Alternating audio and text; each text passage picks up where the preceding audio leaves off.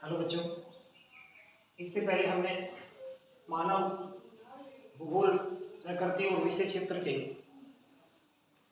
दो वीडियो देखे। सबसे पहले वीडियो में तो हमने मानव भूगोल का परिचय, मानव भूगोल से संबंधित परिभाषाएं देखी। अगले वीडियो में हमने मानव भूगोल की कुछ प्राचीन अवधारणाएं देखी, निश्चयवादी, संभववादी और नव निश्चयवादी। उसके बाद हमने देखा कि किस तरह से मानव का प्राकृतिकरण हुआ और किस तरह से प्रकृति का मानवीकरण हुआ। ये दोनों चीजें हमने देखी। इसी चैप्टर को आगे बढ़ाते हैं और इस चैप्टर का जो अगला पार्ट है, पार्ट 3, उसको हम चालू करते हैं। पार्ट 3 का जो हमारा आज चैप्टर का मुख्य बिंदु है वो है समय के गलियारे से मानव भूगोल, या अपन इसको यूं भी कह सकते हैं कि मानव भूगोल की क्रमिक विकास की अवस्थाएं। इससे पहले वाली बुक में हमने देखा था कि मानव भूगोल के विकास को 3 वर्गों में बांटा गया था। पहला था प्राचीन, फिर मध्य और फिर आधुनिक। उसी को थोड़ा परिवर्तित किया है और एनसीईआरटी ने लिखा है समय के गलियारे से मानव भूगोल कि जिस तरह से समय का विकास हुआ है उसी तरह से मनुष्य की बुद्धि का भी क्या हुआ है, मनुष्य का बौद्धिक विकास भी हुआ है। और बौद्धिक विकास के साथ साथ किस तरह से मानव भूगोल के विषय में नई क्रांति आई, किस किस दौर से मानव भूगोल गुजरा, ये सारी बातें हमने यहाँ पर देखनी है आज। तो मानव भूगोल के क्रमिक विकास की अवस्थाएं अपन चालू करते हैं। मानव भूगोल के क्रमिक विकास की अवस्थाओं को अपन 6 पार्ट में अपने सिलेबस के अनुसार विभक्त करके पढ़ेंगे और उस टाइम मानव भूगोल को समझने की टेक्नोलॉजी क्या थी, मेथोडोलॉजी क्या थी, वो सारी चीजें या अप्रोचेस क्या थी वो अपन देखेंगे। तो सबसे पहले अपन मानव भूगोल के आरंभ की या विकास की अवस्था को यहां से चालू करते हैं। आरंभिक उपनिवेश युग।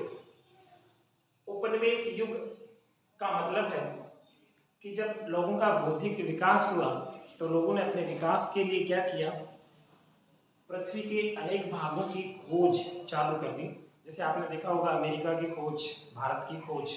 तो लोगों ने अपने विकास के लिए पृथ्वी के विभिन्न भागों का भ्रमण चालू कर दिया। एक देश अपने देश के विकास के लिए दूसरे साम्राज्य को अपने आधिपत्य में लेने का लगातार प्रयास करता रहा। वो जो दौर है वो है उपनिवेश युग। अब आरंभिक उपनिवेश युग में मानव भूगोल का विकास कैसे हुआ, उस समय के लोगों के उपागम यानी मेथोडोलॉजी यानी अप्रोचेस क्या थे मानव भूगोल को समझने के। तो अपन इसको शॉर्टली समझें कि आरंभिक उपनिवेशिक युग के अंदर लोगों की जो मेथोडोलॉजी थी मानव भूगोल को देखने की या मानव भूगोल के विकास की, तो उस समय ज्यादा जोर लोगों का किस पे था, अन्वेषण और विवरण। यानी लोगों ने घूम घूम कर पृथ्वी को पूरी तरह से समझा, पृथ्वी को पूरी तरह से देखा, पृथ्वी के क्रियाकलापों को पूरी तरह से देखा, पृथ्वी के भौतिक नियमों को समझा, कौन सा प्रदेश कहाँ व्यवस्थित है, कहाँ स्थित है, क्या वो पृथ्वी का भाग है या नहीं है, इन सब बातों का दौर जो था वो आरंभिक उपनिवेश युग रहा है। तो हमसे बोर्ड में किस तरह का सवाल पूछा जाएगा, हमसे बोर्ड में सवाल पूछा जाएगा कि भूगोल के विकास की क्रमिक अवस्थाएं कौन कौन सी हैं। तो हमें एक तो नाम याद रखना है, आरंभिक उपनिवेश युग, उत्तर उपनिवेश युग, 1930 का दशक, 1950 से 1960 का दशक और 1970 का दशक, और एक लास्ट में हम देखेंगे आधुनिक युग जो है यानी वर्तमान स्थिति। तो सबसे पहले आरंभिक उपनिवेश युग की बात कर लें तो इस समय या इस दौर में जो उपागम था या लोगों का जो ध्यान था या मेथोडोलॉजी थी समझने की, वो क्या थी, अन्वेषण यानी देखना, परखना और फिर उसका क्या करना, विवरण। इस दौर की प्रमुख विशेषताएं या प्रमुख लक्षण क्या थे, यहाँ लोगों की जो नीति थी वो कैसी थी, साम्राज्यवादी। अपने विकास के लिए उन्होंने अपने व्यापार की रुचियों को क्या किया, बढ़ाया, और व्यापार के लिए पृथ्वी के विभिन्न भागों का उन्होंने क्या किया, वर्णन। तो इस दौर को अगर अपन देखें तो इस दौर के प्रमुख लक्षण कौन कौन से थे, यहाँ साम्राज्य एवं व्यापारिक रुचियां क्या हुई, लगातार बढ़ी। नहीं, लोगों की बौद्धिकता का क्या हुआ, विकास। तो बौद्धिकता के विकास के साथ साथ साम्राज्य और व्यापारिक रुचियों में वृद्धि हुई। अब आप जानते हैं अगर व्यापारिक रुचियां बढ़ेंगी तो व्यापार के लिए एक प्रदेश को दूसरे प्रदेश के संबंध में या संपर्क में रहना पड़ेगा। तो दूसरा बिंदु हम यहाँ क्या लिख सकते हैं, नए नए प्रदेशों की क्या हुई खोज, जैसे अमेरिका की खोज, भारत की खोज, ये सारे हम पहले पढ़ चुके हैं। पृथ्वी के विभिन्न क्षेत्रों की खोज हुई तो फिर उन्हीं खोजों के साथ साथ भूगोलवेताओं ने उन जगह का क्या किया वर्णन, अपनी अपनी बौद्धिकता के अनुसार पृथ्वी के विभिन्न क्षेत्रों का उन्होंने क्या किया वर्णन। तो इसको इन शॉर्टली अपन ये देखें कि आरंभिक उपनिवेश युग के अंदर जो पढ़ने की मेथोडोलॉजी या अप्रोच थे या उपागम थे वो कौन सा था, अन्वेषण और विवरण। क्वेश्चन यही आ सकता है आरंभिक उपनिवेश युग का उपागम क्या था मानव भूगोल को समझने का, तो फिर हमें क्या लिखना पड़ेगा, अन्वेषण और विवरण। शॉर्ट में हम इसको एक साथ फिर देखेंगे। सवाल हमसे बन सकता है कि आप आरंभिक उपनिवेश युग के प्रमुख लक्षण कौन कौन से थे, यानी वहां पर मानव की एक्टिविटी क्या थी, मानव की सोच क्या थी, उसकी बुद्धिमत्ता क्या थी। तो अपन बोलेंगे उस समय का दौर जो था वो साम्राज्य और व्यापारिक रुचियों का रहा, नए नए प्रदेशों की क्या हुई उस समय खोज, और उस नए नए प्रदेशों की खोज हुई उनकी भूगोलवेताओं द्वारा क्या हुआ वर्णन, और ये पहुंच प्रत्येक व्यक्ति के साथ, ये जो वर्णन है ये प्रत्येक व्यक्ति की पहुंच में पहुंच गया। दूसरा जो युग है आरंभिक औपनिवेशिक युग के बाद वाला, तो अपन ये कहें कि औपनिवेशिक युग का जो अंतिम दौर है वो अपन ले लें, यानी उत्तर औपनिवेशिक युग, यानी औपनिवेशिक युग का अंतिम दौर। तो अगर हमसे सवाल पूछा जाए यहाँ का उपागम या यहाँ की मेथोडोलॉजी या यहाँ के अप्रोचेस क्या थे, तो फिर अपन क्या पढ़ेंगे, प्रादेशिक विश्लेषण।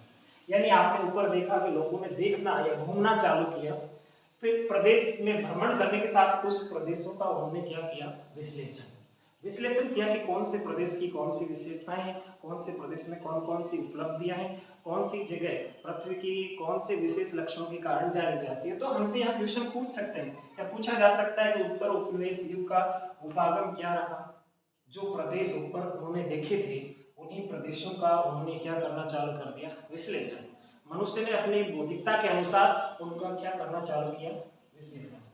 अगर देखें कि इस दौर की प्रमुख लक्षण कौन सी थी, विशेषताएं कौन सी थी, तो व्यक्ति ने प्रदेश के सभी पक्षों का क्या किया वर्णन चालू कर दिया, यानी लिखना चालू कर दिया, नोट डाउन करना चालू कर दिया कि किसी भी प्रदेश के कौन कौन से पक्ष हैं, कौन कौन से लक्षण हैं। दूसरा बिंदु अपन ये यहाँ लिख सकते हैं कि ये सब पक्षों का वर्णन करने के बाद मनुष्य ने निष्कर्ष निकाला कि ये जो सभी प्रदेश हैं ये बोलो किसके हिस्से हैं, एक ही पृथ्वी के हिस्से हैं। तो इस दौर में पृथ्वी को एक इकाई के रूप में समझना चालू किया गया कि पूरी पृथ्वी जो है वो क्या है एक है, और उस पूरी पृथ्वी को अनेक भौगोलिक प्रदेशों में ही बांटा गया है। तीसरा जो बिंदु है वो अपन देखें 1930 का दशक। 1930 का जो दशक था इस समय मनुष्य का बौद्धिक विकास अपनी चरम सीमा पे था। तो उन्होंने देखिए अपन क्रम से देखें कि पहले देखना चालू किया, फिर उस प्रदेश का क्या किया विश्लेषण, और तीसरे दशक में यानी 1930 के दशक का जो उनका उपागम था प्रोसेस थी वो क्या थी क्षेत्रीय विभेदन, यानी अब व्यक्तियों ने क्षेत्रों का क्या कर लिया विश्लेषण, तो फिर एक क्षेत्र का दूसरे क्षेत्र से क्या कर दिया विभेदन कर दिया, या ये कहें एक क्षेत्र दूसरे क्षेत्र से किस प्रकार भिन्न है, ये सारी बातें उसने समझना चालू कर दी। तो शॉर्टली अपन देखें कि मुख्य लक्षण क्या होंगे इस 1930 के दशक के। तो पहले तो उपागम देख लो, यहाँ का उपागम क्या है वो क्षेत्रीय विभेदन। मुख्य लक्षण क्या रहेगा, किसी प्रदेश के विशेष गुण, यानी ऊपर जो प्रदेश मनुष्य ने खोजे थे उन्हीं प्रदेशों के विशेष गुणों के आधार पर उनको अन्य प्रदेशों से तुलना की या अन्य प्रदेशों से भिन्नता ढूंढना चालू कर दिया। अफ्रीका महाद्वीप है वो अमेरिका महाद्वीप से किस प्रकार भिन्न है, यही कहते हैं यूरोप एशिया से किस प्रकार भिन्न है। तो ये सारी भिन्नताएं या ये सारी भिन्नताओं को समझने या विश्लेषित करने का दौर कौन सा मानेंगे अपन 1930। थोड़ा सा क्रम से इसको चलते, पहले लोगों ने देखना चालू किया यानी अन्वेषण, फिर उस प्रदेश का क्या किया विश्लेषण, तीसरे दौर में बोलो लोगों ने क्षेत्रीय विभेदन करना क्या कर दिया चालू, और 30 के बाद जो अगला स्टेप अपन मानव भूगोल के आरंभ का या विकास का देखें वो एक 10 साल का पीरियड देखेंगे 1950 से 1960 कि 1950 से 1960 के दशक में मानव भूगोल के क्षेत्र में किस तरह से प्रगति हुई। तो इस समय जो उपागम का या अप्रोचेस थी या पढ़ने का जो तरीका था या जानने की जो प्रक्रिया थी वो किस आधार पर थी बोलो, क्षेत्रीय संगठन। ये थोड़ा सा ध्यान रखना, 1950 और 1960 का दशक। इस समय जो अपन थोड़ा सा फोकस करें तो किस पर फोकस करेंगे बोलो? कंप्यूटर के विकास पर। तो पहले तो केवल मानव की कल्पनाएं थी, मानव के खुद के क्या थे?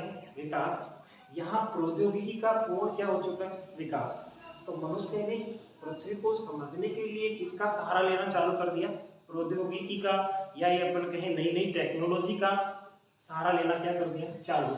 अब टेक्नोलॉजी किसी प्रदेश के क्षेत्रीय संगठन को उचित तरीके से समझाएगी, या ये कहें मनुष्य ने किसी प्रदेश को विश्लेषित करने के लिए कौन सी विधियां चालू कर दी? सांख्यिकी, यानी आंकड़े एकत्रित करना क्या कर दिया?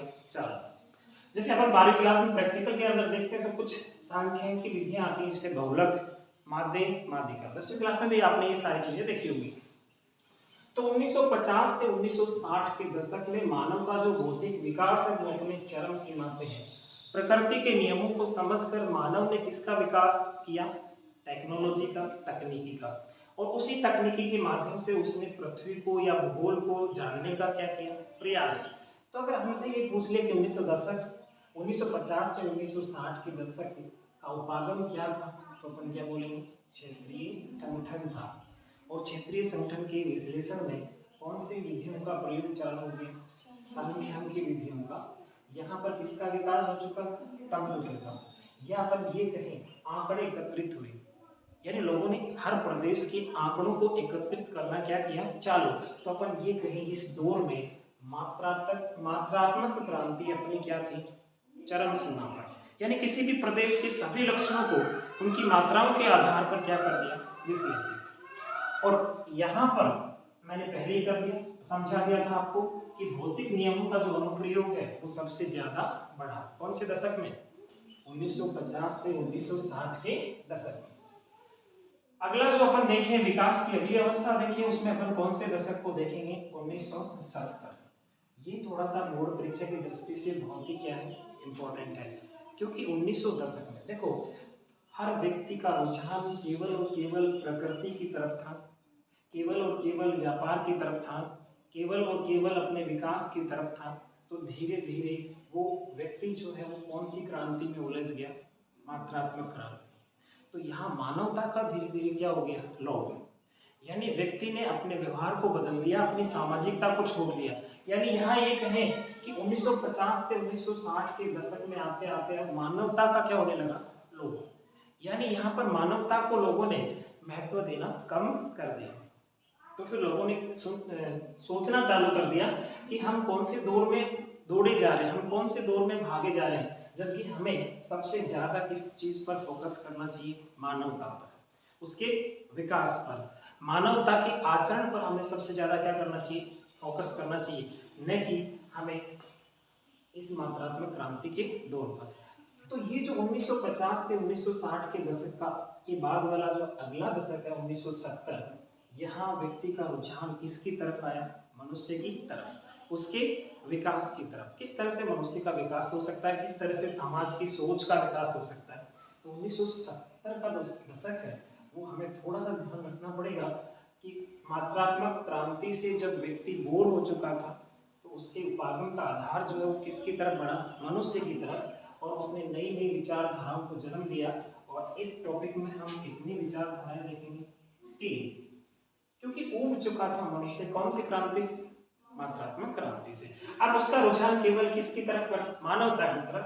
तो यहाँ जो 1970 का दशक है उसके उपागम का जो आधार रहेगा, या यहाँ पर ये कहें 3 नई विचारधाराओं का क्या हुआ? जन्म। यहाँ थोड़ा सा हम नाम देख लेते हैं। पहली विचारधारा कौन सी? मानवतावादी विचार। दूसरी कौन सी? आमूलवादी, जिसको रेडिकल विचारधारा भी अपन बोलते हैं। और तीसरी कौन सी है? व्यवहारवादी विचारधारा, कि यहाँ पर आर्थिक लाभ महत्वपूर्ण नहीं है बल्कि मनुष्य का व्यवहार सबसे ज्यादा क्या है? महत्वपूर्ण। तो ये कुछ विचारधाराएं हैं। कौन से दशक में? बताओ। 1970। तो बोर्ड परीक्षा में अगर हमसे कोई सवाल पूछ ले कि 3 नई विचारधाराओं के जन्म का जो दशक है वो कौन सा है? 1970। और 1970 के दशक में तीनों विचारधाराएं थी, उनके नाम लिखिए। तो थोड़ा सा अपन को याद रखना है कौन कौन से हैं? मानवतावादी विचारधारा, आमूलवादी, या फिर व्यवहारवादी। 1970 के दशक का जो अपन लक्षण देखें, इस दौर की मुख्य विशेषताएं क्या थी? तो यहाँ जो भूगोल था उसका रुझान अब मानवता की तरफ बढ़ गया। तो अपन कह सकते हैं कि मानव भूगोल अधिक क्या हो गया? सामाजिक दृष्टिकोण। तो जानते हो कि व्यक्ति और समाज अगर दोनों की बात आए तो समाज क्या होता है? महत्वपूर्ण होता है। तो मानव भूगोल का जो दृष्टिकोण है वो किसकी तरफ बढ़ने लगा? बोलो, सामाजिक दृष्टिकोण हो गया, यही कहें राजनीतिक दृष्टिकोण हो गया। तो यहाँ मानव भूगोल इन दोनों दृष्टि से अधिक क्या बना? तो कुल मिला के ये हमने अभी तक मानव भूगोल के क्रमिक विकास की कितनी अवस्थाएं देखी? 6 अवस्थाओं में 5 का अध्ययन कर लिया। छठी अवस्था है अपन आगे देखेंगे। भूगोल के क्रमिक विकास की जो 5 अवस्थाएं हमने अभी देखी थी, अब ये है भूगोल के क्रमिक विकास की छठी अवस्था या छठी समयावधि, यानी 1990 का दशक जो वर्तमान समय अपन मान सकते हैं। तो 1970 के दशक में आपको पता है कि वहाँ मात्रात्मक क्रांति से व्यक्ति उब चुका था। फिर उसने अपना जो ध्यान है वो किसकी तरफ बढ़ाया? मानवतावादी विचारधाराओं की तरफ बढ़ाया और वर्तमान स्थिति तक पहुंचा, यानी 1990 के दशक में।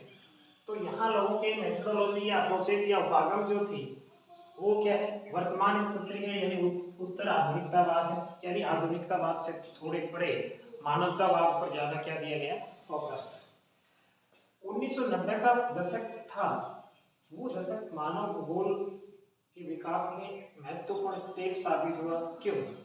क्योंकि लोगों ने सभी प्रदेशों की जानकारी लेकर उनके भौतिक नियमों को समझकर क्या बनाए? बोलो, विश्व पटल पर क्या बनाए? सिद्धांत। लेकिन विश्व पटल पर तो वो सिद्धांत बना दिए गए थे, लेकिन उनको स्थानीय क्षेत्रों में लागू या स्थानीय लोगों की तरफ समझना चालू नहीं हुआ था।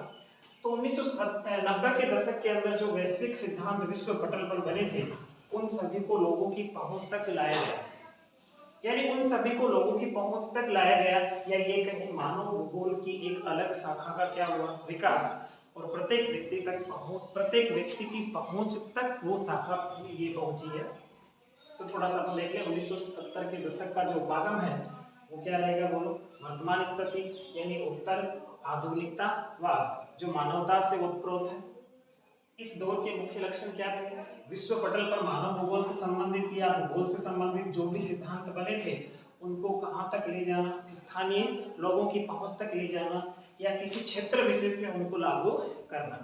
तो कुल मिला के हमने अभी तक मानव भूगोल के क्रमिक विकास की समयावधि कितने भागों में बांट कर देखी है? 6। तो थोड़ा सा एक बार इसको रिवाइज कर लेते हैं। समयावधि कितनी देखी थी हमने? 6। पहला काल कौन सा था? याद करो, आरंभिक उपनिवेश युग। आरंभिक उपनिवेश युग में आपको पता है केवल और केवल लोगों ने घूमना चालू किया, तो उपागम क्या रहेगा इस समय का? अन्वेषण और विवरण। याद हो जाएगा। दूसरा जो दौर है उत्तर औपनिवेश युग। उत्तर औपनिवेश युग में विभिन्न प्रदेशों का क्या हुआ? विश्लेषण। तो अपन यहाँ से याद रख ले, उत्तर औपनिवेशिक युग के अंदर उपागम क्या रहेगा? प्रादेशिक विश्लेषण। तीसरा जो समयावधि है 1930 का दशक। 1930 के दशक में लोगों ने क्षेत्रों का विभेदन करना चालू कर दिया, किस तरह से एक क्षेत्र दूसरे क्षेत्र से अलग है। अगला जो अपन दौर देखें समयावधि का वो लेंगे 1950 से 1960। और 1950 से 1960 के दशक का जो उपागम है वो क्या रहेगा? क्षेत्रीय संगठन। ये आपको पता है इस समय मात्रात्मक क्या हुई थी? क्रांति। कंप्यूटर का क्या हुआ था? विकास। तो लोगों ने विज्ञान या भूगोल को समझने के लिए सांख्यिकी विधियों का प्रयोग चालू कर दिया और वो मानवता से दूर जाने लगा। तो यहाँ अपन देखें 1950 से 1960 के दशक का, तो यहाँ का उपागम क्या रहेगा? क्षेत्रीय संगठन। आगे अगर अपन पढ़े 1970 के दशक, तो इस समय व्यक्ति मानव जो मात्रात्मक क्रांति है उससे उब चुका और उसका विचार जो है वो मानवता की तरफ गया। तो कितनी विचारधाराओं का जन्म हुआ यहाँ पर? 3। पहले कौन सी है? मानवतावादी, और दूसरी कौन सी है? आमूलवादी, और अगली कौन सी है? व्यवहारवादी। अगर हम वर्तमान समय अगर देखें तो ये अभी हमने देखा 1990 का दशक। इस समय का उपागम क्या रहेगा? उत्तर आधुनिकतावाद से उत्प्रोत है। मुख्य लक्षण क्या रहे थे? विश्व पटल पर जो सिद्धांत बने थे वो स्थानीय लोगों की पहुंच तक लाना। तो एक बार थोड़ा सा इसको अगर देख लें तो ये जो समयावधि है या क्रमिक विकास की अवस्था है, जो पहले वाली पुस्तक में 3 ही भागों में बटी हुई थी, मध्यकाल, आधुनिक काल और प्राचीन काल, उसको यहाँ 6 अवस्थाओं में आपके सिलेबस में बांट के देखा है। अगर मुख्य लक्षणों की बात करें इन सभी विचारधाराओं में, तो देखो थोड़ा सा क्रम से अपन इसको समझते हैं कि सबसे पहले मानव की प्रवृत्ति जो थी वो व्यापार के दृष्टिकोण या सामाजिक दृष्टिकोण से कौन सी प्रवृत्ति थी बोलो, खोज की। तो यहाँ मनुष्य ने पृथ्वी को घूम घूम कर पृथ्वी के अनेक प्रदेशों की क्या की, खोज। जिस प्रदेश की मानव ने खोज की उसका उसने अपने स्तर पर बोलो क्या चालू कर दिया, विश्लेषण।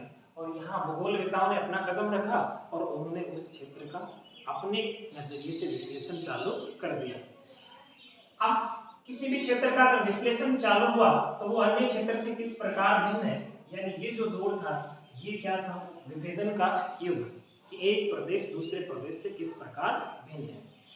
उसके बाद विभेदन के साथ साथ यहाँ पर सांख्यिकी विधियों का प्रयोग होने लगा, यानी मानव ने प्रौद्योगिकी को अपने नॉलेज का साधन बना लिया या पृथ्वी को समझने का साधन बना लिया।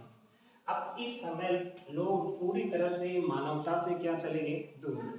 तो उनका रुझान सांख्यिकी विधियों की बजाय मानवतावादी विचारधाराओं की तरफ बढ़ने लगा और 3 नई विचारधाराओं का यहाँ पर क्या हुआ, जन्म। और लास्ट में जो वैश्विक नियमावली बनी थी उस वैश्विक नियमावली को स्थानीय लोगों की पहुंच तक लाया गया। तो ये है मानव के विकास की विभिन्न अवस्थाएं जो हमने देखी हैं, कितनी है, 6। अगला पार्ट अपन अगले वीडियो में देखेंगे, तब तक के लिए बने रहिए। जय हिंद, जय